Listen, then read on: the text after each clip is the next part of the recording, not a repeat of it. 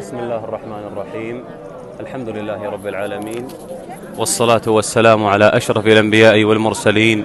سيدنا ونبينا محمد وعلى آله وصحبه أجمعين. أسأل الله العظيم رب العرش العظيم وأنا في حرمه الطاهر وبجوار بيته العظيم ومن أمام باب الكعبة المشرفة، أسأل الله العظيم رب العرش العظيم لكل من يشاهد هذا الفيديو أو يسمع هذا الدعاء أو يؤمن عليه،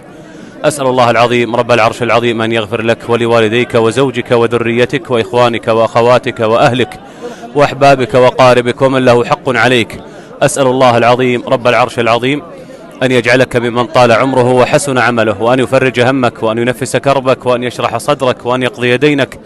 وأن يرزقك من حيث لا تحتسب، وأن يحقق آمالك وأحلامك وأمنياتك، وأن يسعدك سعادة لا تشقى بعدها أبدا، وأن يجعلك من أوفر عباده حظا ونصيبا وتوفيقا وسعادة، وأن يفتح لك أبواب الخير كلها، وأن يغلق عنك أبواب الشر كلها، وأن يحييك الحياة السعيدة الطيبة المباركة، وأن يبارك لنا جميعا في شهر رمضان المبارك، وأن يجعلنا فيه من أهل الصيام والقيام وصالح الأعمال،